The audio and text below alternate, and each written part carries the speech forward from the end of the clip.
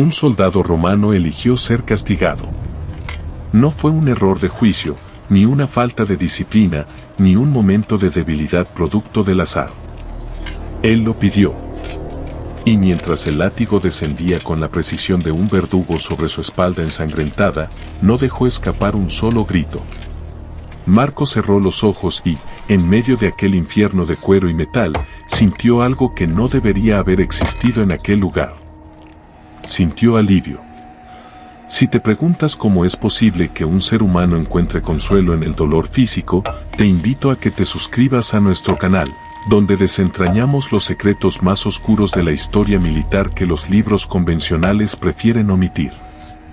Porque lo que verás hoy no trata sobre batallas épicas, sino sobre la fractura de la mente humana bajo la maquinaria perfecta de Roma. Marco estaba de rodillas en la barro congelado de la frontera en Germania. El aire era una aguja que le perforaba los pulmones y el silencio del campamento solo era interrumpido por el eco metálico de las armaduras en la distancia. Tenía las manos atadas a la espalda, los músculos tensos, pero su rostro era una máscara de piedra. No había miedo en sus ojos, solo una aceptación profunda, casi religiosa. Había fallado en su guardia, un error menor que en otro tiempo le habría provocado pánico, pero ahora, mientras esperaba el impacto, el miedo era un concepto lejano.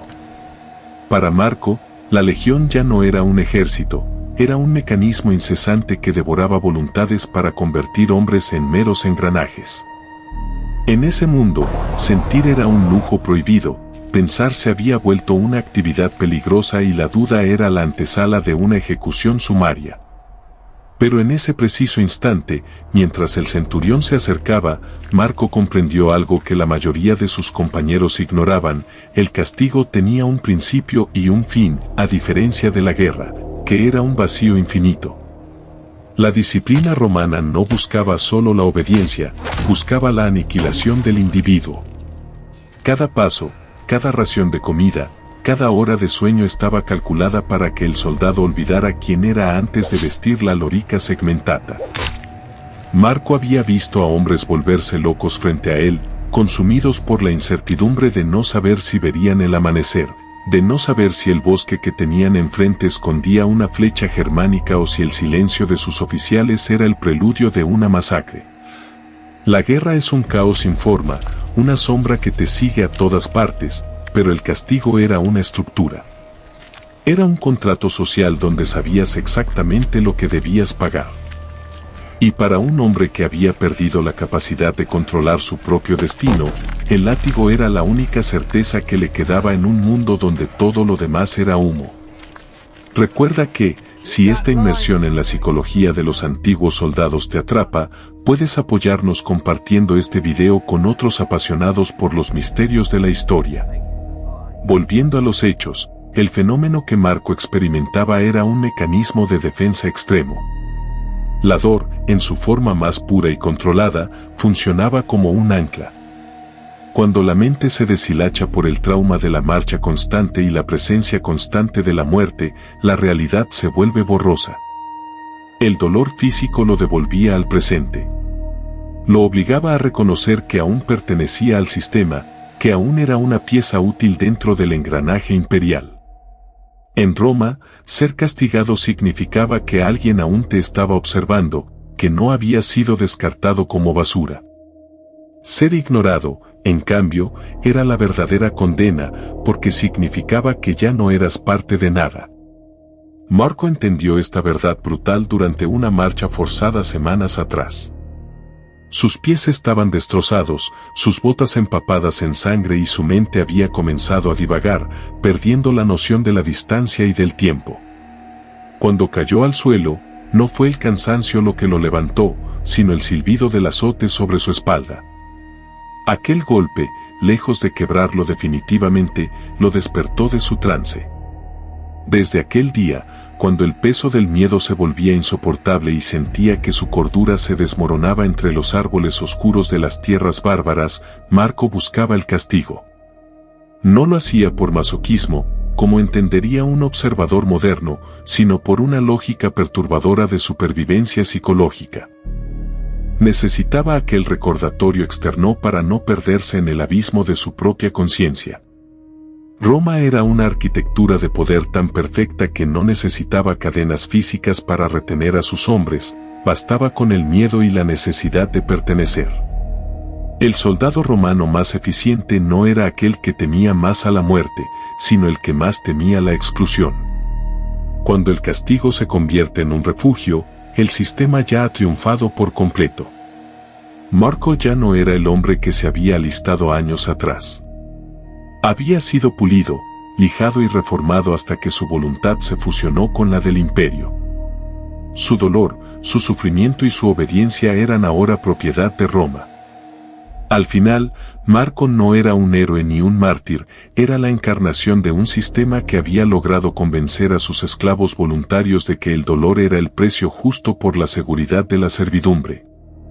Al contemplar la historia de Marco, es imposible no hacerse una pregunta incómoda.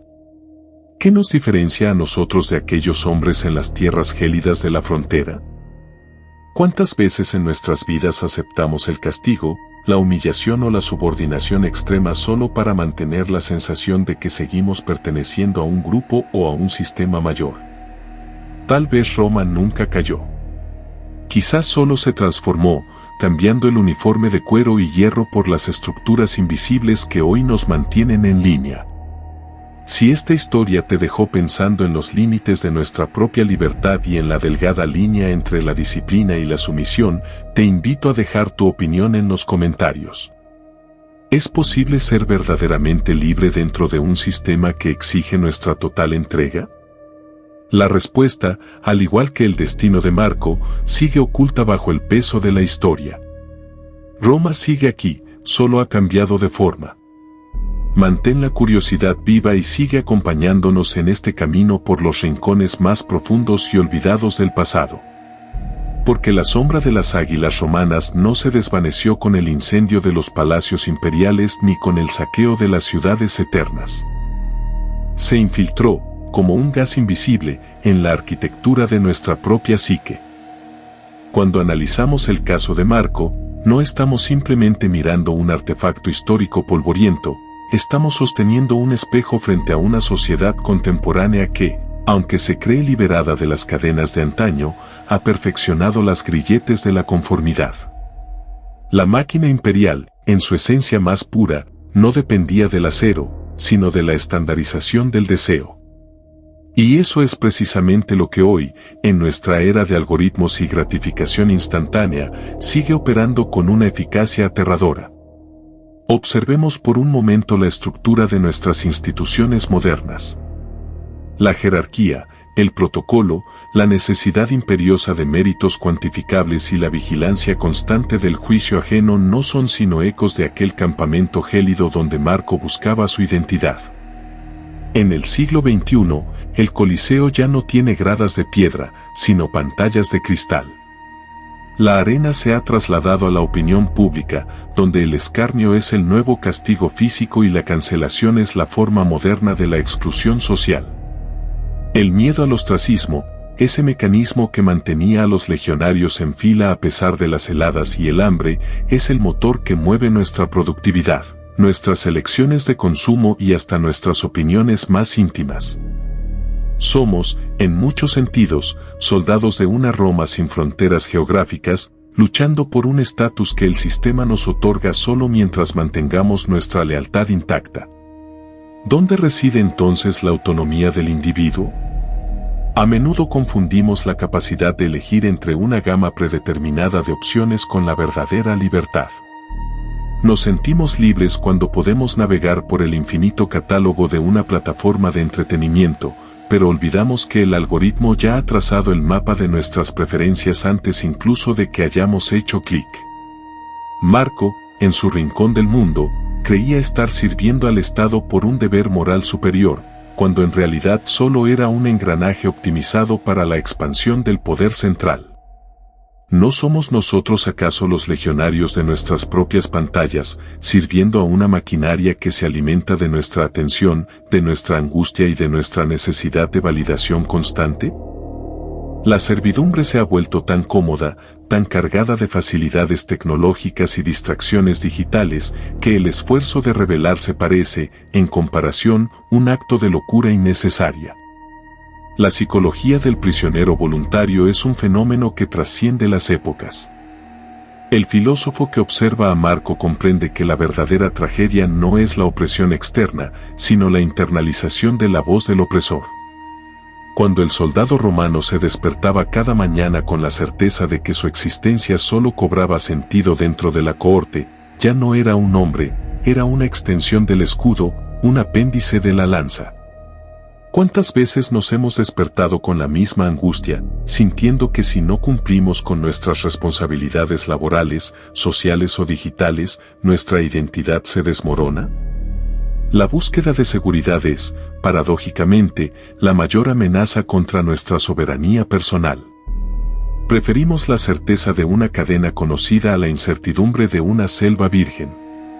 Es el miedo a la intemperie, a esa soledad radical que implica ser uno mismo, sin el aval de ningún grupo, sin el uniforme de ninguna causa, sin la aprobación de ninguna red. Si profundizamos en la anatomía de este control, descubrimos que la educación, el entorno familiar y los medios de comunicación actúan como los antiguos centros de entrenamiento de los legionarios. Se nos instruye desde la infancia sobre qué es lo que constituye una vida exitosa, qué es lo que debemos temer y qué es lo que nos hace dignos de pertenencia. Al igual que a Marco se le moldeó para encontrar orgullo en su cicatriz de castigo, a nosotros se nos enseña a llevar nuestras cargas profesionales como medallas al mérito. El agotamiento, la ansiedad y el estrés crónico no se cuestionan como fallos del sistema, sino que se aceptan como el tributo personal que cada uno debe pagar para mantenerse relevante. Es una forma de esclavitud elegante, donde las cadenas no dejan marcas en los tobillos, sino en la salud mental y en la capacidad de ver más allá de los muros de nuestra rutina. Pero entonces, ¿hay una salida? ¿Existe un espacio fuera de Roma? Existe, pero el precio es la invisibilidad, y en un mundo que nos exige ser constantemente vistos y validados, la invisibilidad es el sacrificio más difícil de ofrecer. Escapar de la lógica imperial requiere desaprender la necesidad de pertenencia basada en la sumisión. Requiere aceptar la posibilidad de que, al retirarse de la carrera de ratas, uno pueda quedar fuera de la historia oficial, fuera del reconocimiento, fuera del calor de la hoguera común. Es un camino frío, similar al que Marco pudo haber imaginado en sus momentos de duda, pero en ese vacío, en ese silencio gélido, es donde comienza la verdadera construcción de un yo auténtico. La libertad no es un estatus que se garantiza por decreto, sino un ejercicio diario de desobediencia civil contra nuestros propios impulsos de encajar. Es la capacidad de decir no cuando el sistema pide un sacrificio innecesario, es la osadía de preferir una verdad incómoda a una mentira reconfortante. Muchos miran atrás y ven ruinas donde deberían ver espejos. Ven una civilización antigua fallecida, cuando en realidad están mirando el plano maestro de su propia arquitectura cotidiana. Roma no cayó porque nunca fue una entidad externa, fue siempre un estado mental, una forma de organizar la realidad para que el individuo fuera siempre menos importante que la estructura. Al cerrar este capítulo sobre Marco y su destino, debemos entender que él no es una excepción histórica. Él es el arquetipo de cada persona que alguna vez ha cedido un fragmento de su alma a cambio de un poco de estabilidad. Él vive en cada decisión que tomamos por miedo, en cada silencio que guardamos ante la injusticia para no romper la armonía del grupo y en cada vez que confundimos la disciplina con la dignidad. La gran lección es que la historia no se repite para enseñarnos fechas y nombres, sino para recordarnos que los mecanismos de poder son siempre los mismos, solo que se visten con los ropajes de cada época. La interrogante que lanzamos al vacío sigue vibrando con intensidad. Si pudieras desprenderte de todo lo que el sistema te ha dicho que eres, de todas las etiquetas, de todas las obligaciones autoimpuestas y de todas las expectativas ajenas, ¿qué quedaría de ti? ¿Serías capaz de sostener esa soledad o correrías de vuelta a la seguridad de la legión, pidiendo que te devuelvan el uniforme y la cadena? La respuesta a esta pregunta no se encuentra en los libros de historia, sino en el pulso de tu propia conciencia cuando nadie está mirando, cuando no hay audiencia, cuando el escenario de tu vida se queda a oscuras y solo queda la verdad cruda de tu existencia. Roma sigue aquí, en el resplandor de nuestras notificaciones, en la presión de nuestras agendas y en el miedo atávico que sentimos ante la sola posibilidad de ser excluidos. Hemos cambiado el cuero por la fibra óptica, las espadas por las métricas de rendimiento y las murallas de piedra por muros de contención invisibles. Pero debajo de todo eso, el corazón de Marco sigue latiendo en el pecho de millones de personas que, en este preciso instante, se preguntan si algún día tendrán el valor suficiente para desertar de una guerra que nunca eligieron pelear. Quizás la única forma de ser verdaderamente libre sea darse cuenta de que el imperio siempre ha sido una construcción mental y que, por lo tanto, la llave de la celda siempre estuvo en nuestras manos, aunque nos hayamos acostumbrado tanto a ella que hayamos olvidado cómo usarla para abrir la puerta y caminar, finalmente, hacia nuestra propia e incierta libertad. El legado de los antiguos no es el mármol, sino la advertencia: no dejes que el sistema te convierta en un monumento a su propia gloria a costa de tu humanidad.